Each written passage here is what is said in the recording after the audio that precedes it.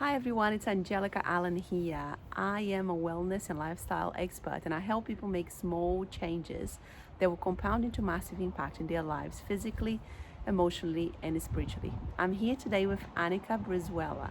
Anika is a professional kinesiologist and healer, and I'm really excited to have a chat with Anika about healing and what really true healing means for her. Hi Anika, how are you? Hi Angelica, I'm good, thank you. Thank you for having me here. That's all right. We are here sitting in the sun because it's a cold day in Brisbane. But it's beautiful in the sun. Yes. So Anika, tell us a little bit more about your background and how you got here. Well, how I got here, as you say, when I was young, I had as many people, a difficult childhood. And there was a lot about the world that I didn't understand. I couldn't understand why adults did things the way they did. I couldn't understand why people did things the way they did. And I couldn't understand some of the gifts and talents that I had. Also, I was very sick as a child. And we were constantly trying to find things that would help my sister and I. So we had everything from tonsillitis to broken arms to all kinds of things. And all my life I knew I wanted to help others. But when I was 14 and I was asked what did I want to do, my parents talked about me being a doctor, but I knew that was the one thing I didn't want to do. I wanted to help people in a different way before they got to that point. Yeah. So I was always looking for natural therapies, and I was always exploring and looking into and applying, but the universe has a way of closing the doors when you're not supposed to do things. And so I had lots of doors shut, and eventually in my late 30s, after the death of my daughter, I took my partner to a kinesiologist to help with a symptom that nobody knew what was happening, we couldn't help him.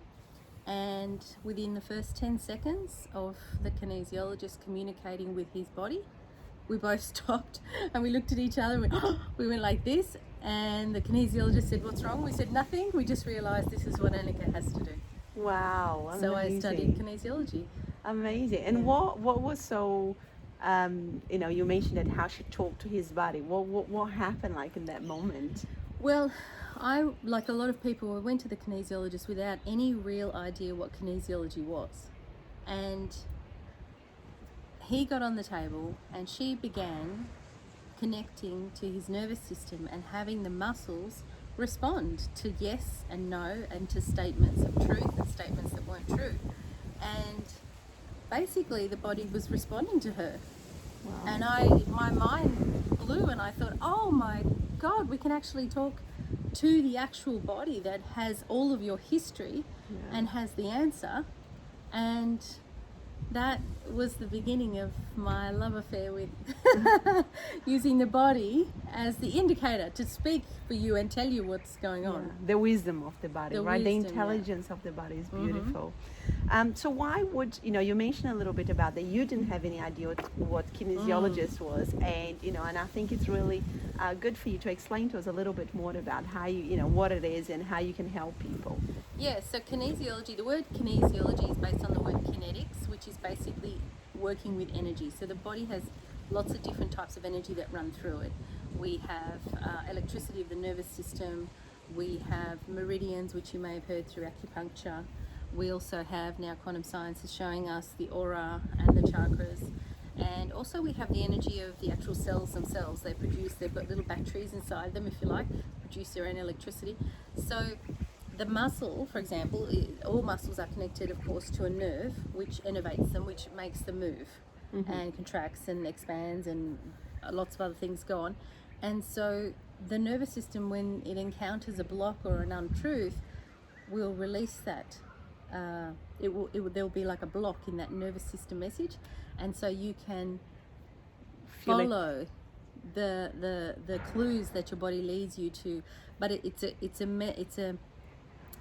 there's an art form to asking the question of the body. You don't treat the body like a crystal ball. The body is not a crystal ball, and you don't use it to pick your lotto numbers or anything like that.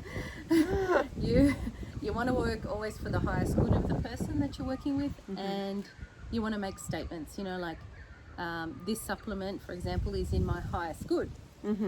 and the body will lock and show strength. Yes, that is correct. I'm happy with your statement.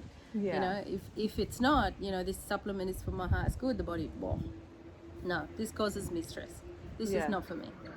And so it's a binary, it's a yes-no conversation with the body, because of course the body can't use all the words. So you have to think carefully how you and what you're asking.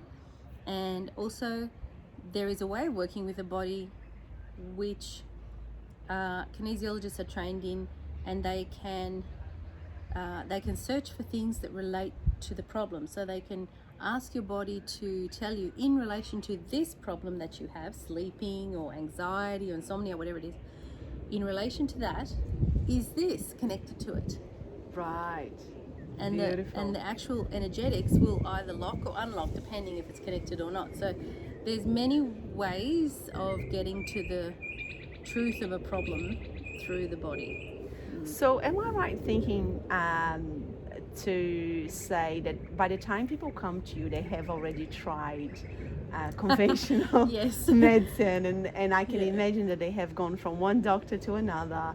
You know, they've tried painkillers because they're probably feeling some discomfort in their physical body, but they haven't really found an answer, you know, for their problem, you know, like your partner. Yes, exactly. And, you know, it gets to the point that people are really, you know, wanting to get out of that situation because it becomes, you know, extremely uncomfortable and painful. Exactly. I actually wrote a little column about this in the local paper quite a few years ago now, and it's one of my favourite pieces. I called it The Last Resort. And when I explain this to kinesiologists, they all get it straight away. They go, yes, we're the last resort. Wow. And we're the last resort for two reasons. One is people are only just getting to know that we exist and what we do.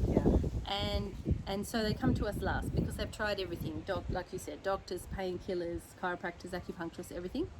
And then also they come to us, the reason they come to us last is because once they find kinesiology, they don't often need much else. They will, of course, occasionally need a correction from a chiropractor or an acupuncturist or to visit their doctor, sure. But a lot of the background noise and stress is through kinesiology. The body just goes, there was this and this and this and this and this and this and this, and you just start to clear and clear and clear. And so the residual that you need is minimized. And it's very specific. The body says, okay, well, you did all that. Thank you very much. Now I just need 2 visits to the acupuncturist, please. Yeah. So it's almost like they find a solution to their problem, right? There's a lot of hidden stress that is impacting all of your different channels of health, and there's very, very few modalities or therapies that address it. As the human body and the human being as a whole, right? Because it could be, you know, that you go to the doctor and they are trying to fix a particular, very specific problem, but they are not seeing you as a whole person and being as emotionally and spiritually.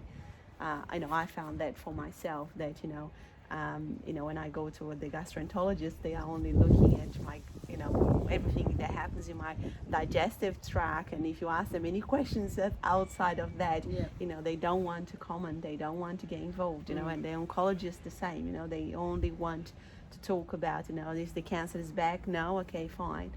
So I think that really, you know, incorporates like the looking at people as a whole.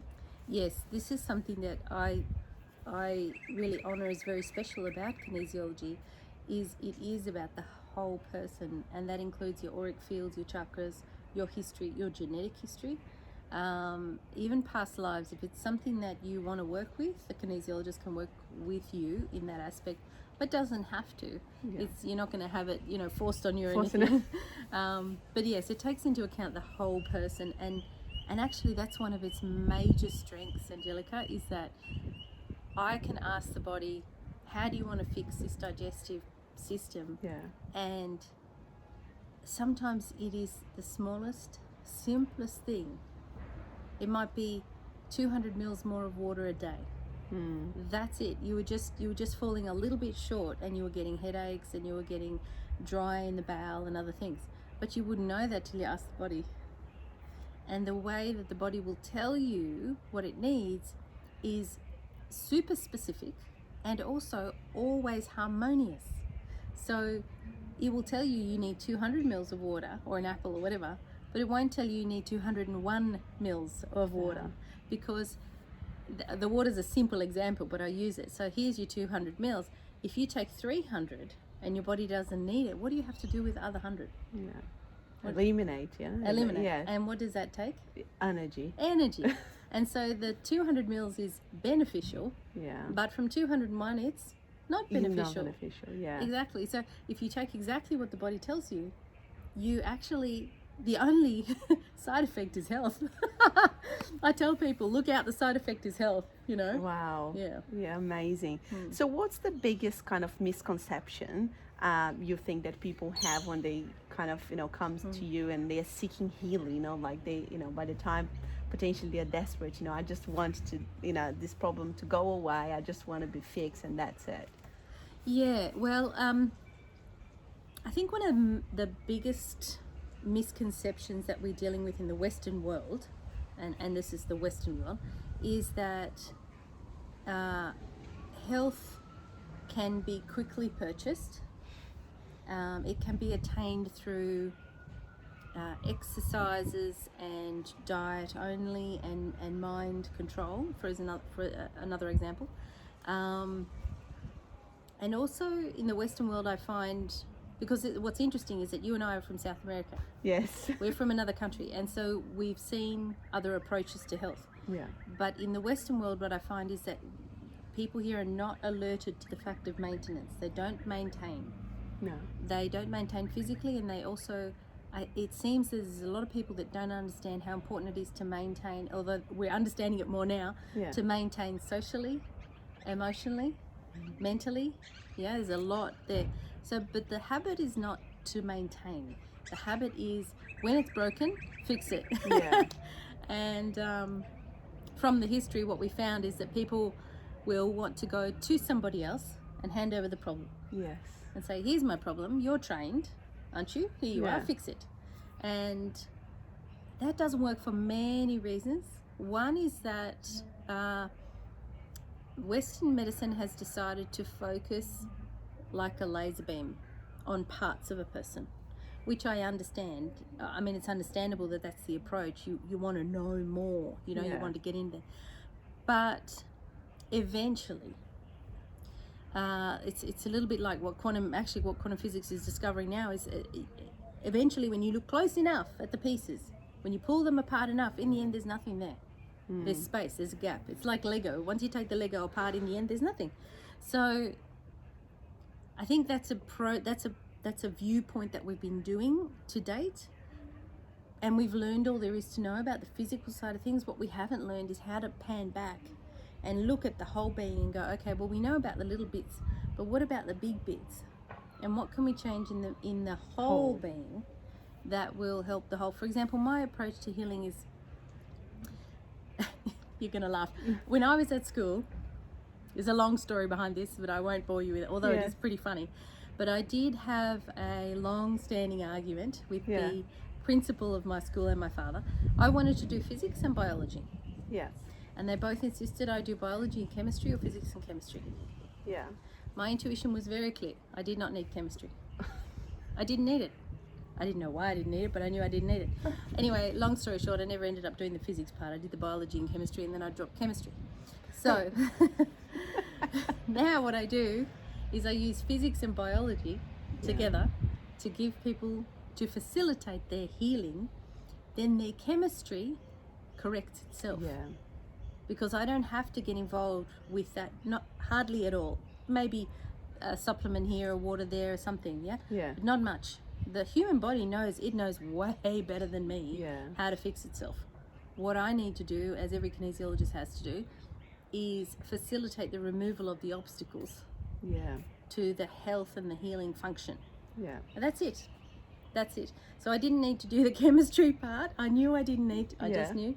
And now that's what I work in. I work in biology and physics, and the outcome is healing. And so when people come to you with a problem, I mean, how, you know, when do you consider them healed? Healed. Well, I don't think we're ever fully 100% healed. I think there's always something that we are slightly out of balance on, is the way I would put it. There's always something a little bit out of balance in someone's life. But if somebody comes to me with an issue of anxiety, insomnia, depression, aggression in their children, for example, is one. All kinds. I mean, there's all kinds of problems. Chronic bowel issues, whatever pain. For whatever issue they come for, once we've achieved that one to be balanced, what we call balanced, and no longer out of balance and no distress in relation to that, then that's done for them. And they usually go off, and then a few months later they might choose to come back with something else that's come up for them. Because the thing about healing, Angelica, is that I've realized it's actually not about your health. Healing is not about health as such. It's because health is balance. It's actually, healing is about balance. Yeah. And to get balance, to be balanced, means to evolve your responses to life, your emotional, mental responses to life. Daily. I know. Every day. It's a process of evolution on a massive scale. You are a big being. You are a spirit, a soul here, having a human experience, and there's a lot to refine and learn. It takes time. But if you view the healing process as the continual rebalancing, then you're always going to have something to heal, right? But it doesn't mean that there's anything wrong with you. It means you're human, you're normal, you're going through the same thing that everybody's going through. You just got to be mindful to rebalance Constantly. Having said that, if a person has a pattern of the same thing coming up over and over and over, then I would definitely seek a kinesiology session, because then there will be some, maybe what we call, I call them protection programs. Some people call them sabotage programs. Okay. But these are limiting behaviors that the body started to help you, to protect you. So it's a protective thing. But sometimes after many years it doesn't help you anymore. But if you find that you've got the same problem over and over and over, then I would be looking to come to see a kinesiologist. Awesome. Yeah. And so how do you work with people? You know, do they have to come to see you? Can you work with them, you know, by distance? Yeah. So most kinesiologists will work one-on-one, and that's definitely how we're trained. There is, however, the possibility of connecting with people via distance. Yeah. So in my personal history, as a sort of in my 20s, and also as a child, I could know things about people when I was close to them, or even sometimes when they were far away. So, for example, I would know when my great-grandmother was not well, or my grandmother was about to call us, or something like that from Argentina, where we were in Australia, you know. Or my mum's friend would phone, you know, Auntie Marianne, and I'd say, oh, that's Auntie Marianne. Mum would say, don't be lazy, answer the phone. So I pick up the phone and go, yeah, it's for you, Mum. Yeah. So, and other times I started to refine that when I was working with spiritual healing. I did that before I did kinesiology, and so I would help people with their physical symptoms, and then that was when I refined it a little bit. So I would sit next to somebody and I could feel in my body what was going on in theirs, and so I could pinpoint the infection or the tumor or whatever it was. And even though that was useful, I don't recommend people do that, because I've of course now learned that it's not good to take that energy into your own body. You don't want that. But anyway, that was a process of refinement, and now I can connect basically to anybody anywhere in the world energetically with their permission. Yes. If I'm not granted permission, we don't go, because I'm not God. I don't know everything. Someone else knows everything, and that's fine. But with permission, I connect to them, and then we can test through the energies of their body. And I often get them involved too on the other side. We're on Skype or Zoom, and the client will be doing, you know, some points on their body, or rubbing or moving their body. Awesome. Last week I had a great session with a little 12-year-old girl. Aww. She's so gorgeous, but she has a little bit of aggressive energy, and so in between, instead of her mother trying to keep her sitting still, we just got up and did some fun stuff. And she actually started to, after about half an hour, she started to encounter some joy. She was doing a shimmy and showing me that she could really enjoy what she was doing, so that was fun. Oh, beautiful. So, you know, with your question is very interesting, because now we're having this COVID pandemic around the world, and I've been working distance with people for about 6 or 7 years. Wow. Whether it was Reiki, or whether it was spiritual healing, or whether it was a psychic reading, or whether it was medical intuition, or whether it was kinesiology. I was doing the distance stuff. And now, at the beginning of COVID, of course, we were told, of course, you can't have clients in your home because they could have the COVID-19. But for me, I kept ticking along and dealing with people, and then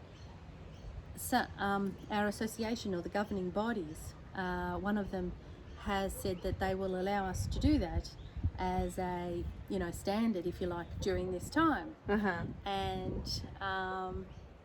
And what's been really interesting is hearing from my colleagues who go, I can't believe the changes in my clients, and I didn't touch them. I know, that has made my heart sing. Because for many years I've been saying to people, look what is possible, and they're going, nah, I want to come see you in person.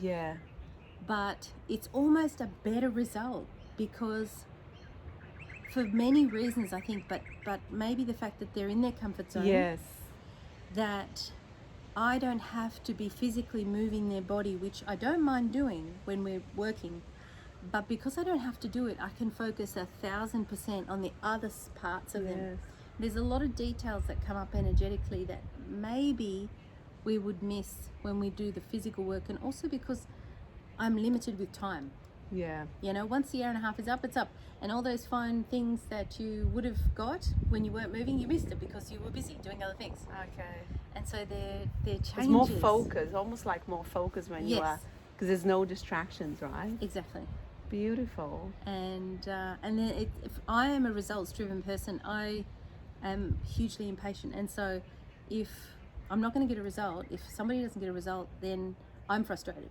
Not the client. The client might be frustrated, that's fine, but I'm frustrated. I don't like being frustrated. So I think you're only as good as your result in anything. A lawyer, a car salesman, I don't care. Definitely. If you get a result, you get a result. If you don't, then you have more to learn. So I'm very results focused, and my clients, they seem to be equally amazed and confused and delighted all at the same time. It's like, what happened? I don't know. I'm feeling better. Okay, let's just live our life, They're and that kind of brings me to a really good point, which is, if it works for you and it gets you well, does it matter? And that's what I always loved about this whole placebo argument. I remember being 14 and thinking, I encountered the word placebo, and I thought, what is this thing? And then someone said, oh, that's what happens when you don't give somebody medicine and they get well anyway. And I went, oh, I love that. And I was just fascinated, and I thought, nobody's studying this? What? Like, that'd be the first thing I'd look at. And so now, of course, people are looking into that more and more, and understanding what is the mechanisms of what happens to us in our belief systems in our bodies when we believe that we can be well. Definitely. Oh, that's beautiful. Thank you so much. So where can people find you? I'm going to obviously tag you on our video and put all your details below. Oh, thank you. So I have obviously got a Facebook page, 𝗓𝗔𝗬𝗧. I have a business. It's called Branch Out Empowered Health. Awesome. So that's what kinesiology is. It's empowered health.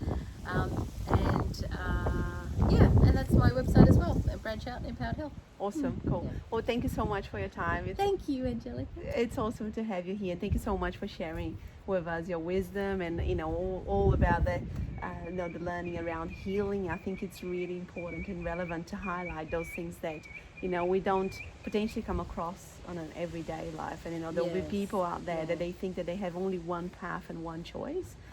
And I think once you start really seeking to solve an issue you have, a problem, it's really important to understand that you have more than one path. Yes, which is why I call my business Branch Out.